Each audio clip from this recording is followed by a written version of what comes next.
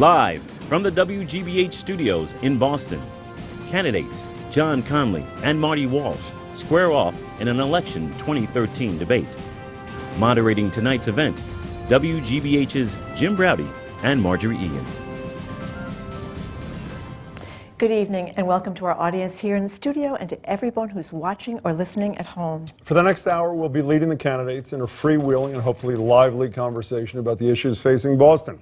With the candidates' permission, we'll be addressing them by their first names. And since we're asking our studio audience not to applaud during the debate, you at home can do whatever you choose, why don't we take a minute to give John Connolly and Marty Walsh a hand.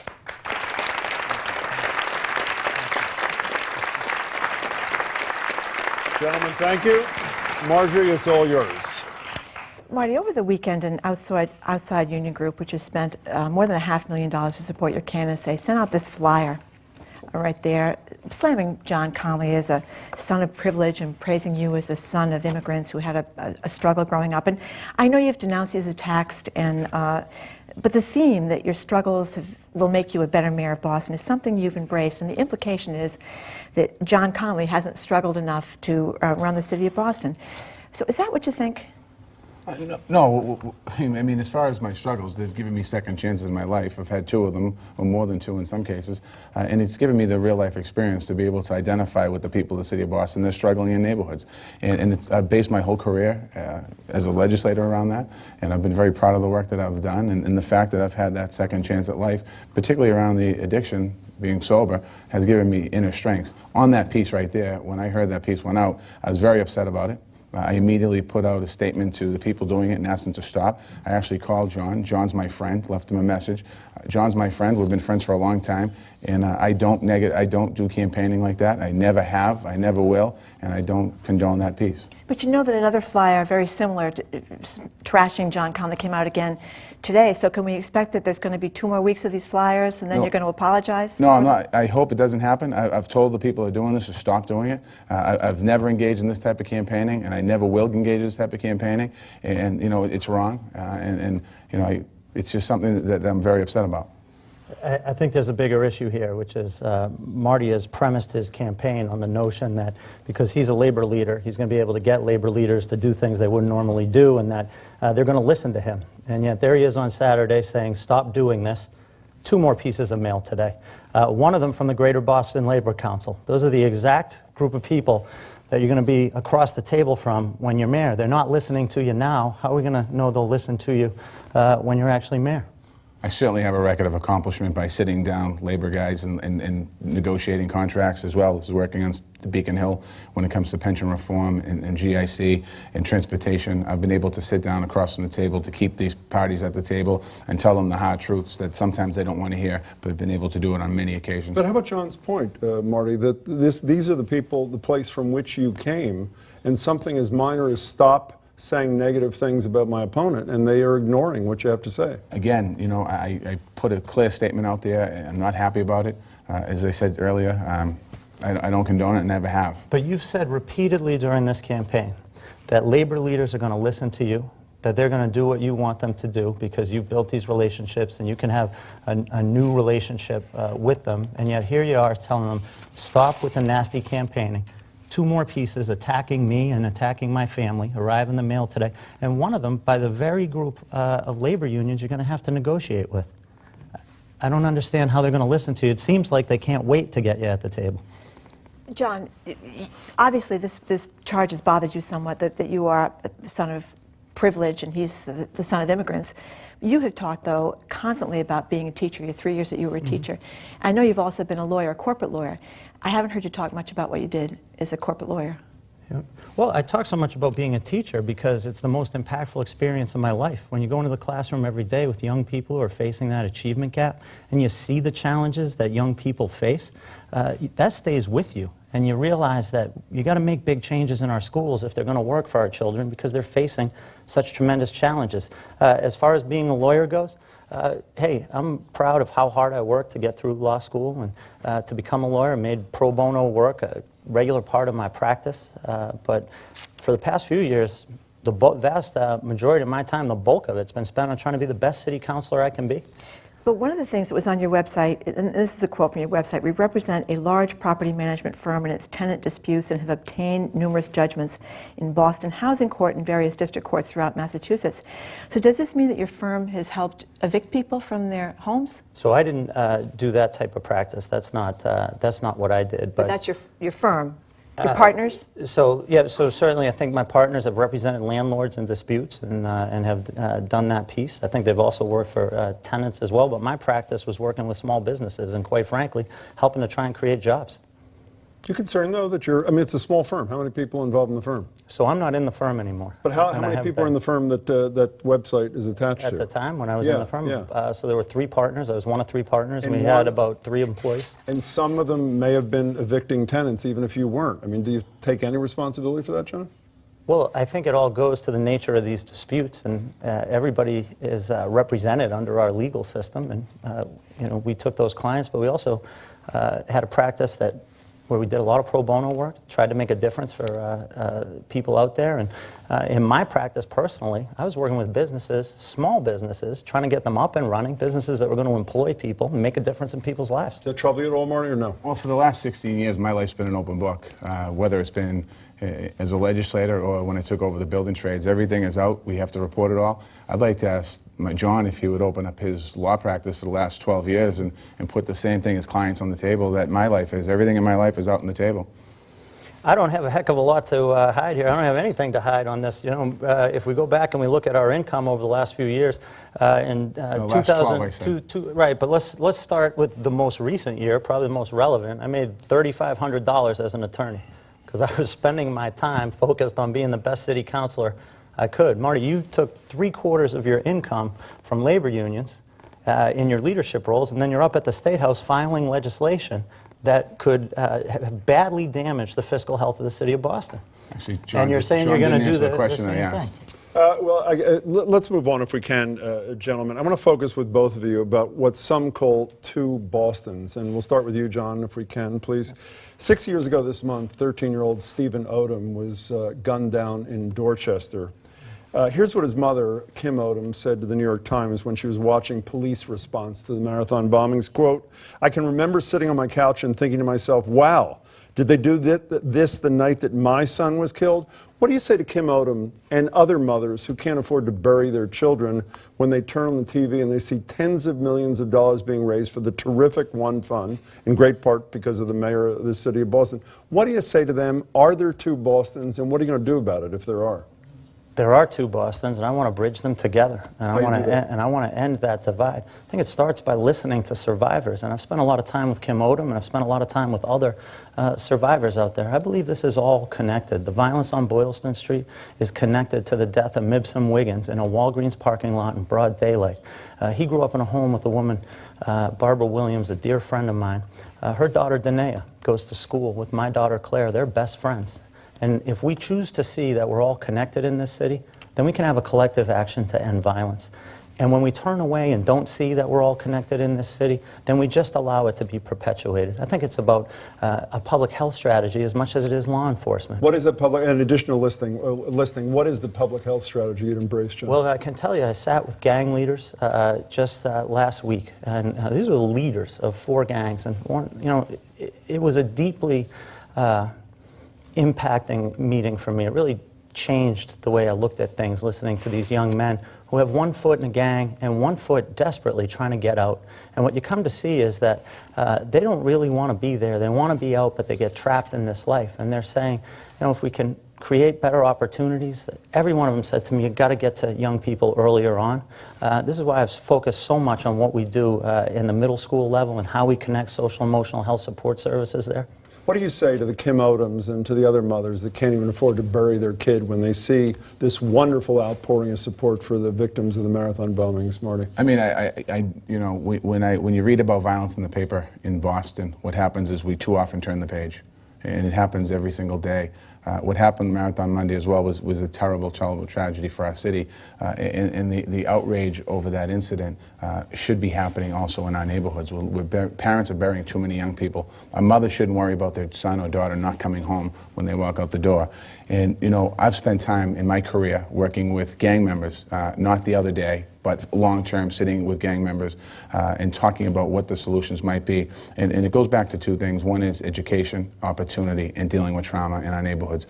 These young people in our city see trauma every single day with shootings in the neighborhood, and it goes untreated. And we don't treat it. They go back into the school system where we're trying to educate them. And what we have to do is really, one of the reforms that I'm talking about is reforming our high schools. We need to keep our young kids in the schools so they don't go out and commit the crimes and don't get involved in the violence. And we also need to treat the untreated trauma. There's trauma on the streets every single day of our young people seeing this trauma, and we don't even...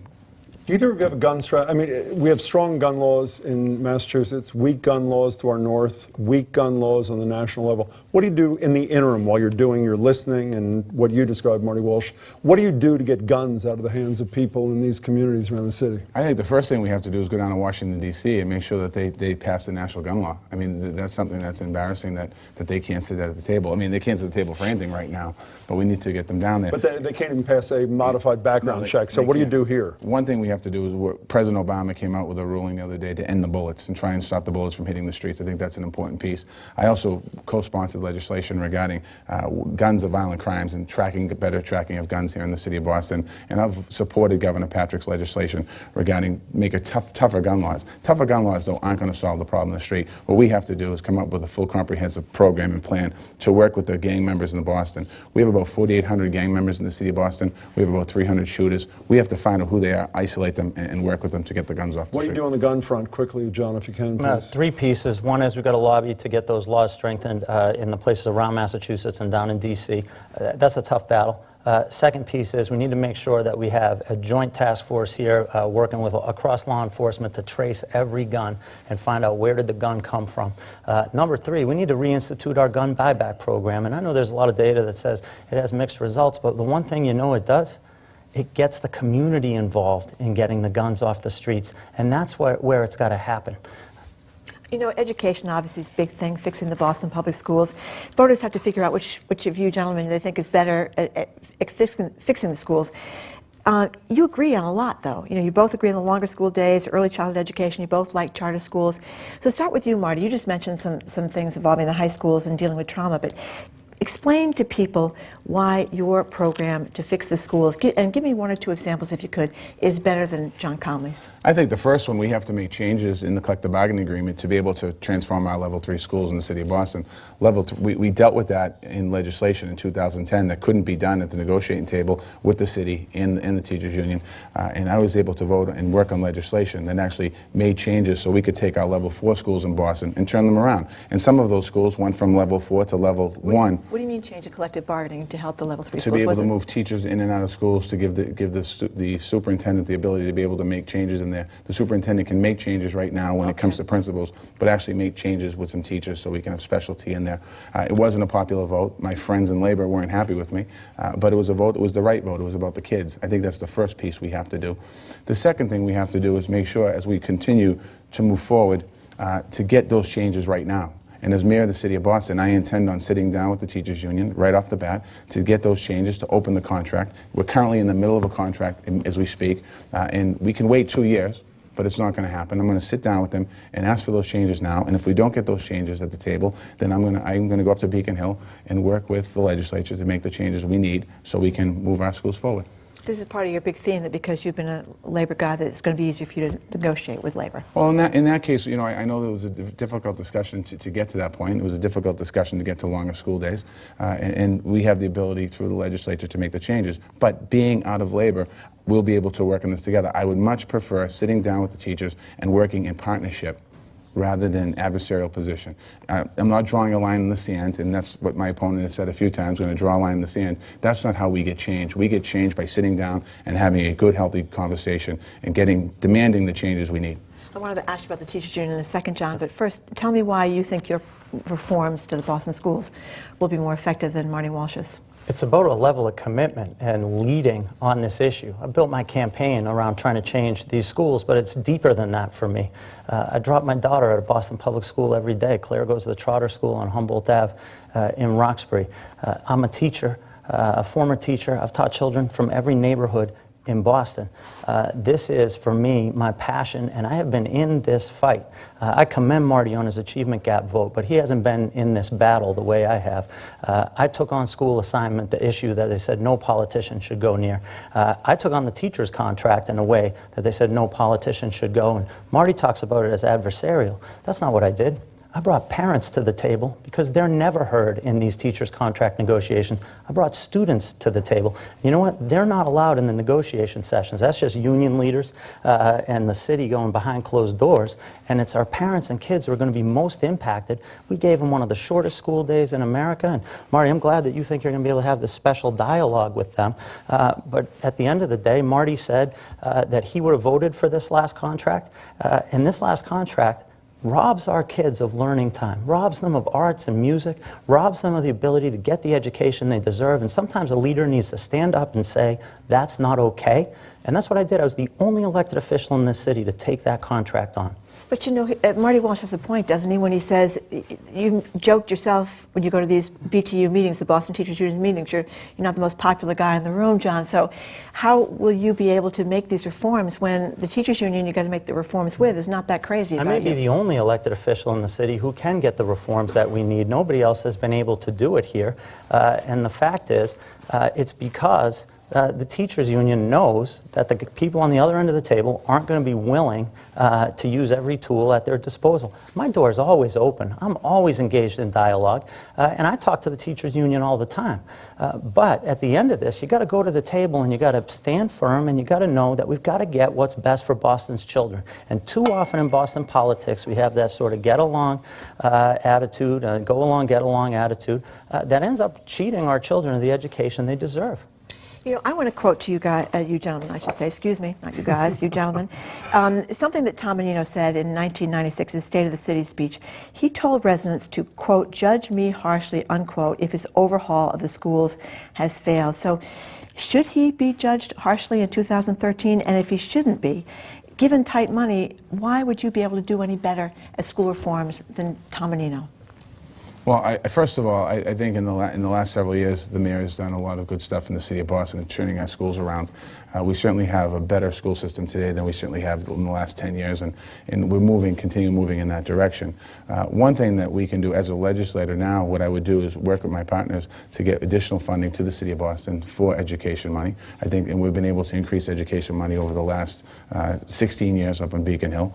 And also work to make sure that we're able to take one of the tactics that I'm looking at is taking the construction away from schools and creating a different pot of money so we can build new schools. In doing so, it frees up more money in the budget. I also want to go into the school department and look at and get rid of waste and inefficiencies, get rid of duplication of services, and give more power down to the school level so the principals and teachers can work better together to be able to make the changes they have to in schools. So you would not judge the mayor harshly? You'd not? Not harshly. How about you, John Connolly? Listen, I think the mayor's done a great job overall, but this is my big point of disagreement with him. And I didn't get in this race because it was an easy decision. I got in this race thinking I'd be running against Tom Menino.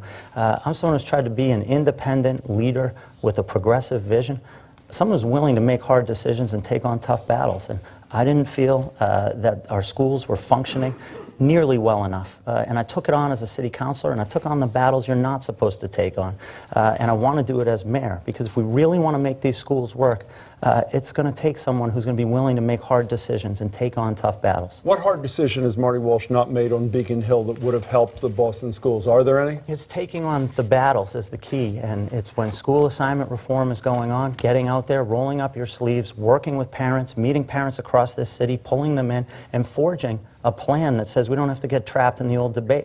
It's standing up and saying, I'm not just going to be quiet when we're negotiating a new Boston teachers contract. I'm going to hold hearings and bring parents in so their voice can be heard, and bring students in so their voice can be heard. It's not about whether we agree point by point on issues. It's about whether you lead on them and whether you take the battles on and you push for the change that our children deserve. Is it not fair to say that John Connolly has made education reform more central to his public service than you have, Marty Walsh? No, John was the chair of education. He mentioned himself when the discussion was going on about a contract. He didn't interject in that conversation. He could have interjected in that conversation, and he didn't make his mind up to vote against that until the very last day. That is absolutely untrue, and you know that, Marty. I held 2 hearings that have never been held before in the history of the City Council to leverage pressure to change that contract. We had a 7-hour hearing focused on making sure the voices of the people who don't get to sit at the negotiating table were heard. The students, the families, the parents, the community partners, they don't get to sit at the bargaining table. I made sure that they could have their voices heard. I lobbied on that contract for 2 straight years, and at the end of the day, the unions went behind closed doors with the BPS administration, and they cut a deal that really robbed our children of what they deserved. I won't let that happen as mayor. And Marty, I don't think you've shown the independence that we can know that you're really going to make sure our kids get the best when you have to bargain with the BTU. Founding board member of a neighborhood charter school, not a BTU favorite. Voted on education reform, not a BTU favorite. I think I've shown where I stand on education and how far I will go to improve the schools in the city of Boston. Gentlemen, you get a 10-second break as I remind our listeners on 89.7 WGBH Radio. This is a Boston mayoral debate. City Councilor John Connolly and State Rep Marty Walsh. I'm Jim Braude, and she is Marty. You're not. Are you Marty Walsh? I'm not Marty Walsh. Wait, no. you're Marty Walsh. You're I got a it right. better look at the Marty Walsh. Yes. That was Thank an you. opening. He took it. Marty, let's get back to something that was a pretty hot issue in the last debate. Several times in that debate, John said that your bill making binding arbitration final for public employees and taking away the city's veto power, city council veto power, was bad for taxpayers and the city's fiscal health. You said, quote, "It's not what the bill does. It's a last resort. You won't need my legislation." And then finally had no comment, but you never directly responded. Isn't John right that it's good for cops and firefighters, but a bad deal for Boston taxpayers? And if you had it to do all over again, would you not consider not filing that bill at all? Well, let me start by saying what's bad for Boston taxpayers is the fact that 2 contracts in a row have gone to arbitration. The city has not done well in either one of those. And also on top of that, we've spent millions of dollars in fighting the unions in the city to get to that point. As mayor of the city of Boston, I would make sure that we would not get to the point of arbitration. It's something that can be done at the negotiating table. The police officers in the city of Boston have gone 4.5 years without a contract. If we can't get a contract done in 4.5 years, there's something wrong here. And the firefighters, who are the people who, as we're running out of a burning building, they're running into a burning building, we couldn't resolve a contract either. So in saying all of that, the arbitration, the bill that I filed, and the current system as it is today, it's a tool to force both sides of the table to be able to get an understanding on exactly get a contract done. But if it does, I think the question, Marty Walsh, is if it doesn't force them to the table, and the union ultimately says, I'm not buying into this deal because they're saying to themselves, I can get a better deal based on history from binding arbitration. John's right, is he not? In those cases where you can't cut a deal, it's not good for the taxpayers of the city based upon recent history. That's not true, because when you go to binding arbitration, you don't know what's going to happen at the end of the day with the result. It just so happens in the city of Boston, the last two arbitrations that went to the final didn't come back in the favor of the city of Boston. And again, it goes back to getting to the negotiating table, having that relationship with the people on the other side to be able to get to yes. And I've done that in my career, negotiating contracts. My concern, Marty, is that when you're working on getting to yes, you're way too far on one side of the line, and that you're not going to know what to do when the other side will only take no for an answer. You're going to have to be tough, and you're going to have to draw lines here to make sure you protect the fiscal health of the city. And the point here at the end of this all is, this is how we pay for early education. The expanding early education. This is how we pay to renovate a park or build a new library. And if we're up there following through on the bill you filed, then we'd have no final review of these contracts, and you'd end up handing $200 million total contract awards here for police and fire, but that sets the precedent for all future negotiations. Of course I want police officers to be well paid and firefighters to be well paid, but a mayor's got to guard the fiscal health of the city. He's got to be independent. He's got to make balanced decisions that benefit everyone. Marty, quick response. I think there's a clear difference here. I respect the public employees that work for the city of Boston, and John just mentioned about drawing a line. That line is not how you negotiate. You do it by transparency and respect, and you put the cards on the table so you can see exactly what's out there, and we can come up with a contract. John, let me ask you a follow-up question, though, about the city's finances, if I may, and then you can respond to that. You've shown deep concern about the cost of binding arbitration for the cops and the firefighters. You've said it repeatedly. You haven't raised similar concerns about the cost of corporate tax breaks. For example, like the $46 million for Liberty Mutual, which went on to, 24 of which came from the city, which went on to lay off, to cut benefits for tens of thousands of its workers. You voted for that tax break, $24 million for a company whose CEO made $50 million a year for 4 years. So explain to me why, if you can, why it's okay to give that company $24 million of city money, but it's not okay to give cops an average of 4% a year over 6 years. Well, we didn't give them city money. It should be clear. Well, you reduced their tax liability by $24 million. We should be clear on that. We didn't give them any money. But they would have, but just to be clear, they would have paid $24 million in additional property taxes had you not voted for the break. Only if they stay. Because ultimately, if they don't stay, you get zero. So you take that vote in the hopes of trying to keep a company and a large employer anchored here in the city. Was I furious when I found out they cut benefits? Of course I was. Was I furious about the executive compensation? Of course I was. But I took a vote trying to keep a large employer in Boston. He was making $50 million when you did the vote. Did you know that he was making $50 million a year? No. No. Do you have any problem with that at all, Marty Walsh, or no? Well, I think that shows the two different styles. I think if we're going to give tax breaks to companies in Boston, whether it's Liberty Mutual or the iCube, the Vertex Pharmaceutical, we should make sure we have some clear agreements as we're entering into that negotiation. Now hold on, Marty. Let's be fair here. Let's be fair here, though. The Boston Building Trades, which you were the president of, lobbied hard for us to vote yes on those tax breaks because the Boston Building Trades and the people that Marty represented were going to get all of those jobs. So I'm just saying that Marty wasn't asking for those safeties and precautions in place when we were taking those votes. In fact, Marty wanted me to vote yes on those things because they were going to create construction jobs. You weren't thinking about the State Street I wasn't criticizing, workers John. What I was saying, you asked me the question. I was saying, as mayor of the city of Boston, I would make sure that we had some safeguards in it. I wasn't criticizing. I understand. No, I didn't say you were criticizing me, but what I said was you weren't asking for safeguards at the time of the vote. You wanted the vote to be yes because it was going to get more construction jobs. You were jobs. city council. It was going to get more construction jobs, Marty. Did you want the city council to vote yes in that circumstance? Yes, I did. You did? Yes, I did. So you supported the yes vote? Yes, because we're keeping in Boston a worldwide insurance company, as well as creating jobs and keeping jobs here in the city of Boston. So he made the right vote? He made the right vote.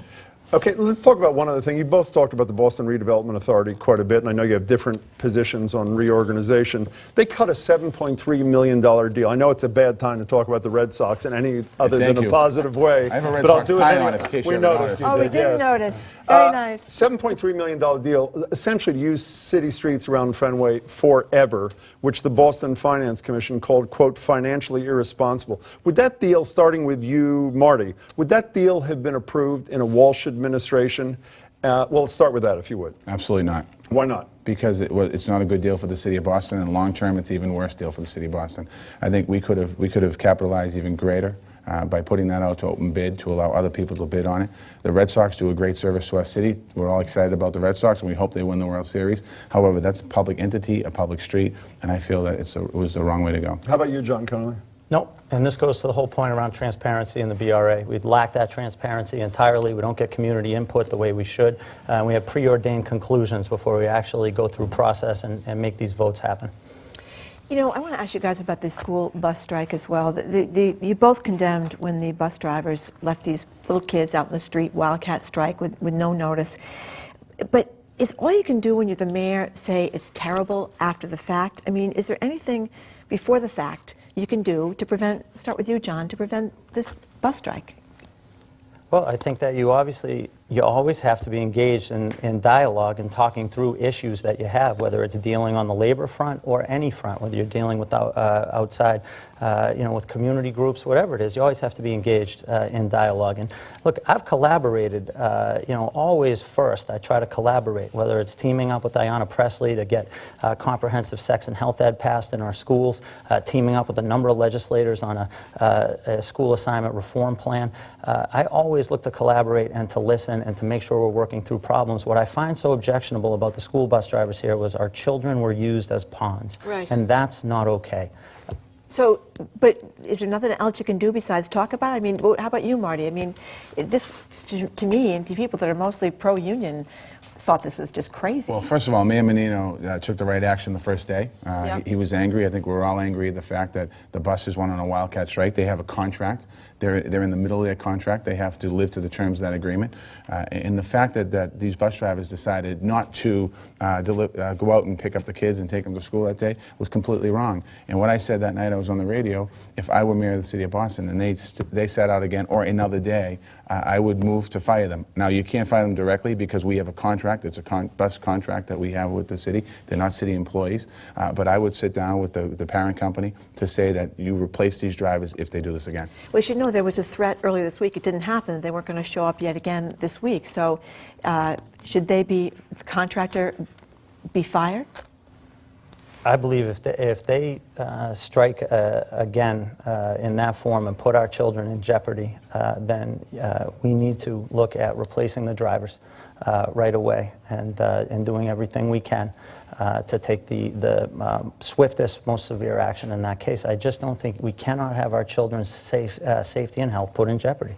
Speaking of swift, there are a bunch of issues which we'll call quality of life concerns that Margery and I came up with. This is in great part through emails and tweets and other things we got once the debate was announced. We appreciate a brief response from both of you. You will go back and forth. John, let me start with you. First one is parking. In a parking-starved city, I think it's fair to call it that, there's a new luxury 175-unit condo proposed near the Garden that has no new parking, which is part of a trend in this development, no new parking in many sort of residential settings. You on board with this approach? So I'm not No going to new speak parking, I'm not going to speak specifically to that development. This is about community How about process in general, the and notion input. that In general, I think that we need to, in appropriate parts of the city, look at lowering the parking requirement so that we can actually create a housing market that allows that young family to find a way to stay in the city, or that professional or artist to find a way to stay in the city, because we are pricing people out of this city, and we need a housing policy that's going to work for everyone in the workforce, middle market, and affordable end. And part of how you do that is lowering the parking requirement in appropriate places with community input. How about you? I think when you're designing a trans-oriented development in my area, the Caruth building in Ashmont has very little parking and has mixed-use income in that apartment. We have moderate and high-income housing in there and some low-income with some residential on the first floor. I think it works in certain areas. It doesn't work in all areas, though. I think in the BRA system today isn't clear on that. There's been developments where the parking requirements are 1.5 per unit, and others 0.5 right next to each other. I think it really depends on the location and where it's built. I have another parking question. You both know, big tradition in Boston, it snows, people go out and shovel their parking space. Look at the smiles on their faces, by the way. It looks like they've done it.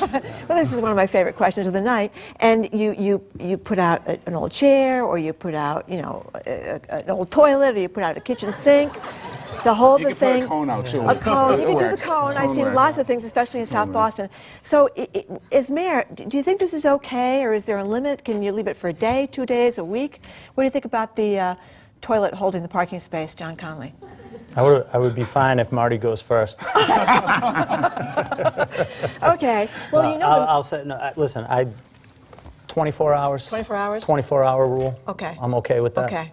How about you, Marty? It depends on the storm. If it was the last storm we had last year, I would say, you know, 2 or 3 days, depending on the storm. Some of these, the city of Boston, in the last storm we had mountains of snow that turned into mountains of ice.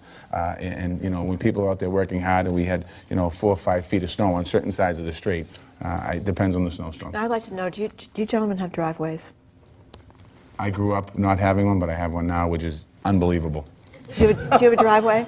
Yes. Okay, yeah. no wonder. You guys have made fun of my garage That's on the right, air. you have that big garage, that's right. I just we want plan to to, do it again, you John. have a driveway, you might feel I want to be differently. clear. You I don't have a garage. You can't. I just have a yeah. driveway. Okay. I have to shovel it. Your driveway is much nicer than mine. but, Okay. Gentlemen, Just checking. John, let me start with you here. Let's talk about the attempted coexistence of bicycles and cars in the city, and obviously it can be a very dangerous proposition. You know, the mayor, Tom Menino, announced recently his huge expansion of biking, including some additional miles for what are called cycle tracks, which are a term of art if people don't. Cycle tracks is where there's a physical barrier between the cyclist and the driver, which obviously makes it far safer. With overcrowded streets, I think you're about to see Huntington Avenue in a couple of seconds come up on the screen. Why should cycling, there it is, in congested areas not be limited to areas where there are these segregated, safer lanes, these so-called cycle tracks? Starting with you, John. Well, for one, I want to have a complete streets planning approach in Boston where we're going to put cyclists and pedestrians on, and pardon the pun, even footing with motorists. There's no reason why motorists should have all of the privilege of the roads. It should belong to everybody. Does that mean you'd ultimately want to have segregated these so-called cycle tracks everywhere? I'm a big supporter of cycle tracks, and I'll make sure that they are. There's a real capital investment in my first capital budget as mayor. I've gone out on bike rides during this campaign, and I'm not one of those people who cycles every day, but I like to bike, and I've gone out, and the only cycle track in the city is very near here, and it's one mini stretch of road on Western Ave. It's about the safest 30 seconds of biking you can have in the city. Where the cars, essentially the parked cars, separate the cyclists where they from the separate them. drivers. And so, and this is about safety for everybody, but especially our cyclists. And we lose people every year because we don't have we're not yet at the point where we've got safe infrastructure. But if I can, until you get to that point where there are cycle tracks, are you comfortable in places like Huntington Avenue, where we saw before? Being shared lanes? Yeah, shared lanes? Yeah, they should be, because this is a city where whether you're on bike, on foot, or in a car, you have a right to use the roads. Got it. Marty Walsh, how about you? I mean, I think one of the things that we have to do here, first of all, bicycles are taxpayers. And they're also, which is something we have to remember here, and they have the right to the road. I think we have to do an educational piece here with drivers and bicyclists. Oftentimes, bicyclists don't follow the rules of the road, and that can cause some problems. I also think, so education is one piece, and also secondary roads. If we can find safe modes of travel for bicyclists to be able to get around to certain areas, I think it's important. On Huntington Ave, that stretch of Huntington Ave, if I'm not mistaken, you have buses and you have trolleys, you have cars. You have a lot of congestion on that street. And our city streets were built when there were cow pastures here. Are you okay with bikes on that street now? On that street, you can't, it's a public street. You mentioned a minute ago enforcing traffic laws. I assume you meant about cyclists because they are subject to the same laws as drivers. Essentially, they're not. Maybe once or twice a year it happens. Should they be enforced? Should police officers be giving the same tickets to cyclists that they give the drivers, Marty? I feel they should. I also think we should take it one step further. I think in New York City, they were very effective with moving traffic around the city by ticketing and forcing block the box, where people go into the crosswalk when the lights red and yellow and green. I think we should do a lot more traffic enforcement in the city of Boston. Tickets for the cyclists, quickly? For people who violate those laws, because they jeopardize everybody's safety, whether it's a cyclist or a motorist. Good. How about the city's pit bull ordinance requiring that the breed and pit bull mixes be muzzled outside? The city council and the mayor, they implemented it and the governor overrode it because it was discriminating against a specific breed. But who's right about this? Deval Patrick saying you can't pick on a certain breed, or Tom Menino on the city council? I think you were on the council at the time. Or maybe, oh, you weren't, okay. Well, that bites and attacks a lot of people in the city of Boston. I think if you raise your dog correctly, they will not be biting people. In my tenant on the second floor of my house has a Rottweiler. That Rottweiler is 6 years old now. He's like a little baby. He's not going to go around biting people.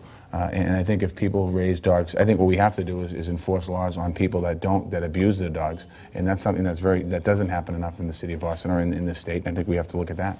No muzzles. No muzzles. I don't support breed-specific legislation. I think it's about uniform rules for owners. I was also very proud to be a co-sponsor on banning pet rentals in the city of Boston. Oh, yes. Tell people what that is. Well, there was a company looking to come to town that would rent a dog out for a day that you could take out and walk for whatever reasons. It just seemed inhumane, and so I was a co-sponsor in the council on the effort to ban that. I don't know if you have any opinion That's on just not fair. John just cornered the market. Well, this is one more thing on these lifestyle things. A couple of things you would do to make the city more attractive to the 20 and 30-somethings. They're often called the key to the innovation community here. What do you think would make things better for young people in the city? I think one would be allowing somebody to get a meal at 3 o'clock in the morning and a glass of wine. I think that's important. I think we have to look at that. We have a lot of young people in our city that work at home or work late at night, and they don't get up or go out till 3 o'clock in the morning. I think when that issue came up years ago, there were some concerns about local bars in local neighborhoods being open till 5 and 6 in the morning. I'm not talking about that. I'm talking about areas in downtown Boston and certain areas in our city. I think we should be able to do that. That would attract young people, as well as upgrading our technology in City Hall, being able to find more, doing better web pages and better internet services and better applications to be able to provide more city government. I think one problem in our government today, in this mayor's race, is that young people, some young are connected to this race, a lot of people aren't connected to this race. And I think that they feel like, I'm not going to bother with that. And if we bring our city government into the 21st century, I think that would go a long way to attracting young people in the city. How about you, John? Yeah, we need to be a city with a real arts, culture, and social agenda, both to enrich the life of the whole city, but also to retain all this young talent that comes here and can help drive our economy. So that's about expanded hours, but it's about other pieces, a citywide Wi-Fi network, and it's about a bold arts agenda as well that we need to have in this city. I'd like to see an arts and culture cabinet in the city of Boston where artists play prominent roles and help drive an arts agenda, where we'd see more public art throughout the city, more performance and performing arts throughout the city. But we need to be a city that's more fun if we want to keep the young talent here that comes to get educated, but then often ends up getting priced out of this city and going to another part of the country where they're going to compete against us and undermine our economic growth in the long run. Another big thing about in the same complaint is that the MBTA closes so early. How about keeping the T open later? It's expensive. You want to go first? Sure. This is vital, and that's part of driving that arts, social, cultural agenda. So, for one, you watch these, the bars and the restaurants close, in different times, different areas, but 2 a.m. in that downtown for most, all right? And then thousands of people take to the streets, and these young people can only take cabs home. So, one, we got to have some reforms in the cab industry, and we got to let the Halos of the world come in and get stronger on being competitive there. But the biggest, You mean for prices? Yeah, exactly, and to also up the quality of service from the cab industry, and hopefully the other key reform, allow cab drivers to make a real living here. Should we have more medallions? Yet we should do whatever it takes to make sure that we can reform this industry that's clearly broken from both a consumer service standpoint and the ability of cab drivers to make a living. But beyond that, the T is key here. We have got to extend hours on the T. I don't think it's so hard. This is about a public-private partnership. We can look not too far from this studio, New Balance, building a commuter rail station where they're going to pay for it. It's going to work for the neighborhood of Allston, Brighton, and it's going to work for New Balance. Very Just quickly, on the T. I mean, some of the concerns I have with the T not open late as well is right now you have people that are working in town in restaurants and bartenders and barbacks that can't get home at night, and they're making tips, and that's how they make their living, and they're taking a cab home, and they're spending half their night earnings by taking a cab home. We have to work better with the Mass Transportation Department here in the State House and insist that they do a lot more in Boston. I need quick answers, gentlemen, on both these things because we have a lot more or less. One last neighborhood thing. What are your positions on allowing level 4 biological research on such agents as SARS and Ebola at the Albany Street Biolab? Quickly, John, if you would.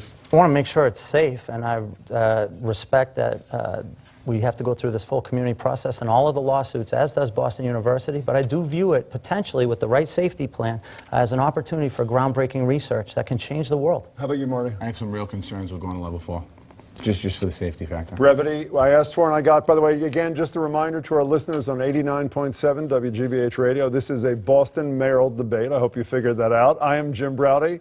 She is Margery Eagan. So, gentlemen, both of you agree that votes from the communities of color are critical on November 5th. And since the preliminary, John Connolly, as you know well, every former mayoral candidate of color and a slew of African American legislators have endorsed Marty Walsh. I hadn't heard that. Yeah. So what's wrong with you, John? How come everybody went to Marty Walsh? Look, of course I would have loved to have those endorsements. And those are great elected officials who do great things for Boston. But this race isn't going to be decided by elected officials. And I'm proud of the endorsements I have. Well over 20 ministers, well over 20 business leaders of color in this city. And the ones that I'm proudest of the most, the street workers who are out there trying to pull kids out of gangs, who I've been working with and getting to know for 6 years on the city council, the people running the after-school programs who are helping to keep young people on the right path. I'll take those endorsements every day of the week. And even more than that, the moms and dads and the recent college graduates who've never worked on a campaign before, but believe in my campaign and are out there knocking on those doors. Those are the endorsements I'm proudest of. Well, Marty Walsh, some people that are critics of yours might say that what all these endorsements means is that you are the safer insider candidate, that he's not getting the endorsements from the political establishment because he's talking about more dramatic shakeups and you're not, and that's why they're with you. Yeah, that's not the reason. And I think that it's clear why a lot of my friends have endorsed me. First of all, we have three former mayoral candidates in Charlotte Golarecci, John Barros, and Felix Arroyo, who have endorsed my candidacy, and that's based on what we were talking about in the campaign. They know that I'm the candidate that can, we talked about earlier about two Bostons, be able to make that one Boston and fix the achievement gap in the schools and be able to make sure that when we have a police department that reflects our community and the cabinet that reflects our community, those are the issues that I've been talking about in this campaign. And if you look at the endorsements I've received, they're from all corners of the city. And for me, I'm very honored to get those endorsements. It is ultimately coming down to me doing the work and working hard. But these endorsements I've gotten, they're out there working hard. I mean, all of these candidates are out there working hard, and they believe in my candidacy. They believe in my record. They believe in what I'm talking about, and they know that I'm the candidate of the city of Boston that can be the next mayor. Marty, I want you to know our producers have said you have gotten about 3 minutes less airtime, so you may be a little more long-winded than John for the rest of this debate. Is that the deal? Just give me good questions. Both of you have pretty ambitious agendas, much of which have hefty price tags. You both said in the last debate you're not crazy about raising taxes. So we both want to get your thoughts on a couple of revenue-raising possibilities. In the last debate, John, I'll start with you, Marty, proposed raising payments in lieu of taxes from property tax exempt institutions like universities and hospitals. Currently, they pay a small fraction, if anything, of what a business, a commercial business, or a resident would pay. Can you name, first of all, do you support expanded pilot payments and urging those institutions to contribute more to the city, Marty? I support extending pilot involvement. I would like to get the colleges and universities to be more active in our city of Boston. We have a plan to reform the high schools here in Boston, and part of that is by working with our hospitals and institutions to have them come in and take some of the ideas they have as far as teaching, nursing. How about cash? How about cash? I mean, there are community benefits, which is what you're talking about. In certain cases, absolutely, but any new building, I would look at any new building they build in the city of Boston to get more cash out for that. Now, you're the one that brought this up last time, John. Can you name a couple of large institutions which you think aren't paying their fair share and tell us how you would convince them that they should? So what I talked about was rethinking pilot.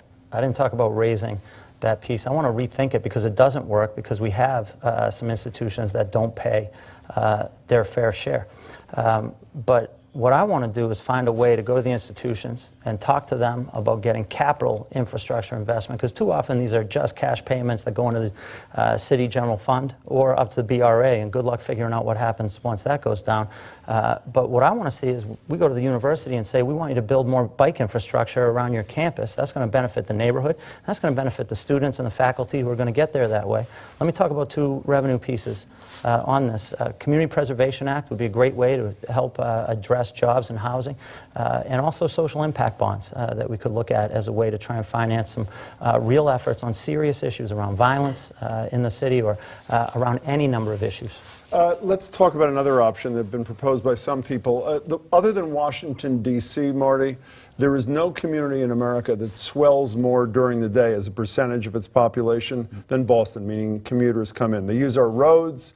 We provide public safety for them. Obviously, they go to cultural events, those sort of things. Would you look at some sort of a commuter tax for people who use the city but don't pay for it?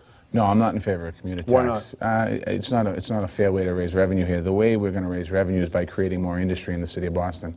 Right now, we have a lot of development going on in Boston, and most of that development are residential units. What we have to do is create more opportunities and bring more businesses into the city of Boston to create more opportunities for jobs. And we also have to work with our businesses that are here right now in Boston and have them expand in the city of Boston. One example of that is I'm drawing a blank on the name. You're looking to him for help? No, he's not helping me. He's not going to help me. It's Fidelity, sorry. Fidelity. You know, Fidelity's world headquarters is in Boston, yet when they expanded in Rhode Island.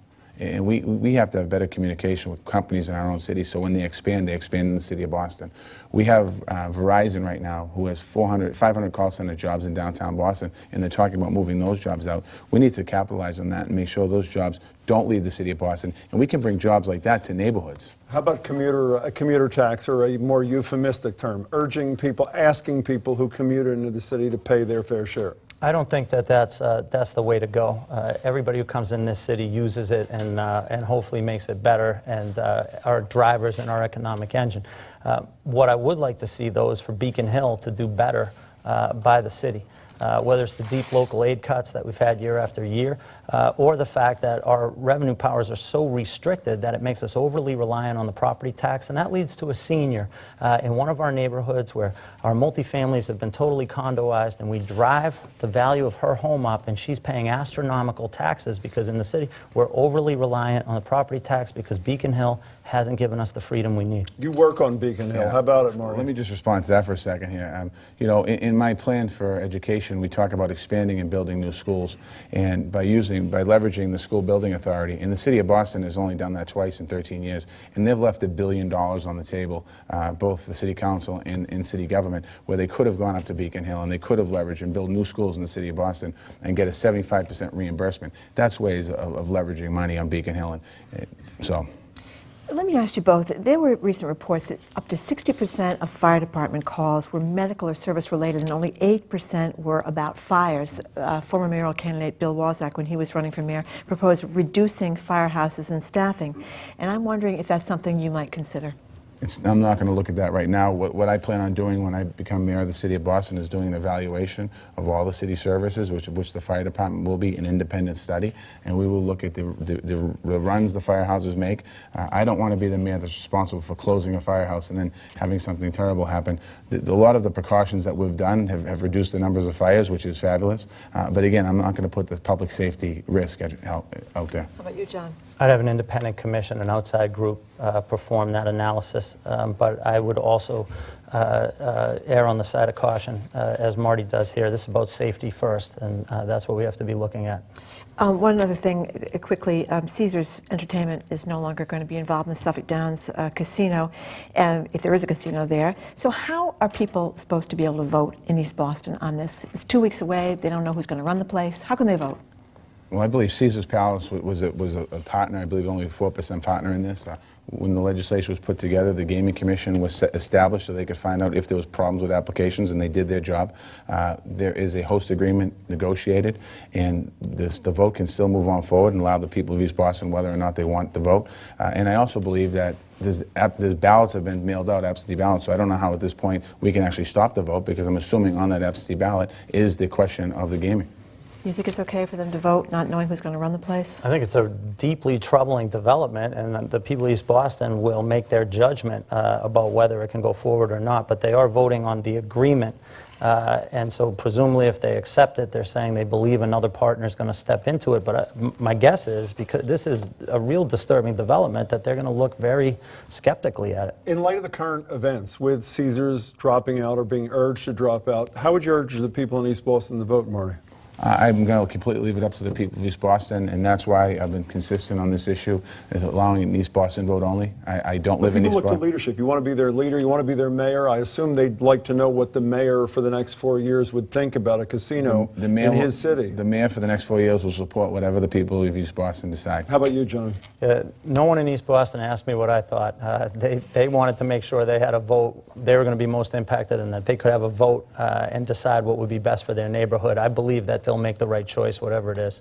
We're relatively short on time, gentlemen, so if we can, starting with you, Marty, tell me one area where, though you would have no statutory power as mayor, you'd use the bully pulpit to try to cause change, and also give me one area where you think Tom Menino has effectively used his bully pulpit. Oh, that's a tough one. You going to pass? Is that what you're about to do? No, I'm trying to think.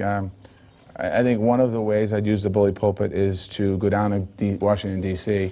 and fight to get gun legislation in this country that can help us reduce the numbers of murders in our street and the guns in our street. I think it's very, very important. As I stated earlier, you know, too many parents are concerned about when their young kids walk out, or their loved ones walk out of their house, if they're not going to come home. Where's Tom Menino well used that power? The bully pulpit. Where has Tom Menino used that well? On a lot of different issues. How about you, Marty? John, where would you use the bully pulpit? Well, so I think Tom Menino's used that best on guns, and what he's done in teaming with all the mayors around the country and starting the Mayors Against Illegal Guns and just pushing, as hard as he can on that issue. I think Marty's right. The priority has to be on reducing violence. But let me give another area where I'll go. I'll spend a lot of time up at the State House focused on public transportation investment for Boston, and try to get those mayors from Somerville and Cambridge in the battle with me and go up there and make the case to the suburban legislators why investment in Boston and transportation in Boston and in our metro region pays off for everyone. You get 30 more seconds on this because we're trying to even things up, Marty. 30 more seconds on the bully pulpit? Yes. Or not. No, I think the mayor's done a good job of attracting industry to our city, in some cases using the bully pulpit. He's not afraid to use it, certainly, and I think as mayor of the city of Boston, you could do a lot. Okay, now we only have a minute left, and I think that I am speaking, which I rarely would do, for all the voters of Boston to say we are wildly disappointed with how few Red Sox references there have been in this debate. We figured you'd be, I know, we figured you'd be slipping it in, so you can take your last 30 seconds, starting with you, John. What's going to happen in this series that doesn't start tonight, and why? I think Lester's going to win Game 1. And boy, am I hoping he's the projected starter for it. I think Big Poppy plays first base in Game 3 when we head down to St. Louis, and I think he hits a home run at some point to win it. Who wins this thing? Oh, come on! If I'm playing the voters here, this is a sweep. We're gonna sweep them again. Marty, finish it up. Sox in 6, and what's going to happen here? We're probably going to have 6 extra inning games. So John and myself that have these early mornings, we're going to have to stay up till 2 in the morning watching these games, and we'll get about 3 hours sleep for the next 6 games. Gentlemen, that's a fitting place to end it. Thank you very much. We want to thank candidates John Connolly and Marty Walsh for participating in this GBH News debate, and now you can too with your applause.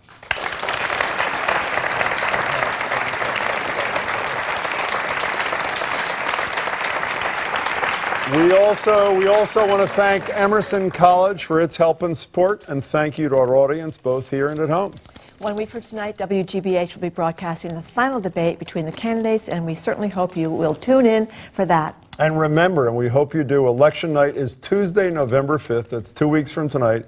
Both of the candidates need your votes, so please pay attention and please vote. I am Jim Braude. I am Margery Eagan, and thank you so much for joining us. Thank you so much. John, thank you.